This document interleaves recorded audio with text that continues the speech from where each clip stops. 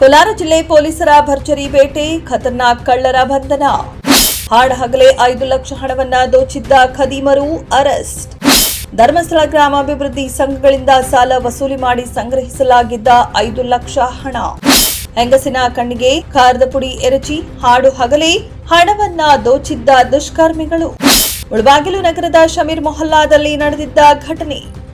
ಸಾದಿಕ್ ಪಾಷಾ, ಹಯಾತ್, ಮಾಜ್, ಸುಲ್ತಾನ್ ಎಂಬ ಪುಂಡರ ನಶೆ gang arrest.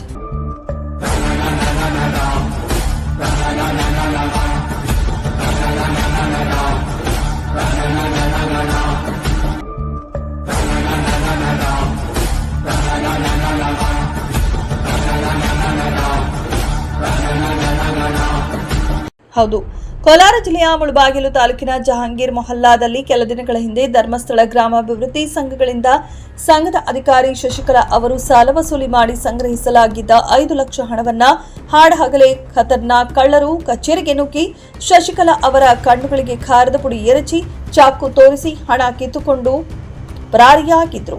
ಈ ಘಟನೆ ಮುಳಬಾಗಿಲು ತಾಲೂಕಿನ ಜನತೆಯನ್ನ ಬೆಚ್ಚಿ ಬೀಳುವಂತೆ ಮಾಡಿತ್ತು. ಮುಳಬಾಗಿಲು ತಾಲೂಕಿನಲ್ಲಿ ಇತ್ತೀಚೆಗೆ ಕ್ರೈಮ್ ರೇಟ್ ಜಾಸ್ತಿ ಆಗ್ತಿದ್ದು, ಸಾರ್ವಜನಿಕರ ವ್ಯಾಪಕ ದೂರಿನ ನಡುವೆ ಈ ಒಂದು ಘಟನೆ ಪೊಲೀಸ್ ಇಲಾಖೆಯ ನಿದ್ದೆಗೆಡಿಸಿತ್ತು.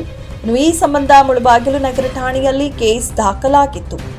ದರೋಡೆ ಘಟನೆ ನಡೆದ ನಂತರದಲ್ಲಿ ಜಿಲ್ಲಾ ಪೊಲೀಸ್ ವರಿಷ್ಠಾಧಿಕಾರಿ ಕನಿಕಾ ಸಿಕ್ರಿವಾಲ್ ಹಾಗೂ ಎಎಸ್ಪಿ ಮನೀಷಾ ಮನೋಹಿ ಅವರ ಮಾರ್ಗದರ್ಶನದಲ್ಲಿ ಸರ್ಕಲ್ ಇನ್ಸ್ಪೆಕ್ಟರ್ ಅಣ್ಣಯ್ಯನವರ ನೇತೃತ್ವದಲ್ಲಿ ತಂಡವನ್ನ ರಚಿಸಿ ಖತರ್ನಾಕ್ ಕಳ್ಳರ ಬೆನ್ನತ್ತಿದರು ಪೊಲೀಸರು.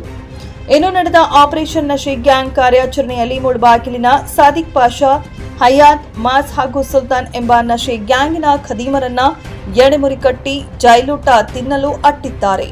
ಒಟ್ನಲ್ಲಿ ಕೋಲಾರ ಜಿಲ್ಲಾ ಪೊಲೀಸ್ ಕಾರ್ಯಕ್ಕೆ ಸಾರ್ವಜನಿಕರಿಂದ ವ್ಯಾಪಕ ಪ್ರಶಂಸೆ ವ್ಯಕ್ತವಾಗುತ್ತಿದೆ. ಜೊತೆಗೆ ಕೋಲಾರ ಜಿಲ್ಲೆಯಲ್ಲಿ ಕ್ರೈಮ್ ರೇಟ್ ಕಡಿಮೆ ಮಾಡುವಲ್ಲಿ ಪೊಲೀಸ್ ಇಲಾಖೆ ಅದ್ಯಾವ ಕ್ರಮ ಕೈಗೊಳ್ಳುತ್ತದೆ ಎಂದು ಕಾದು ಅಭಿಪ್ರಾಯ ಸಾರ್ವಜನಿಕ ವಲಯದಲ್ಲಿ ವ್ಯಕ್ತವಾಗುತ್ತಿದೆ.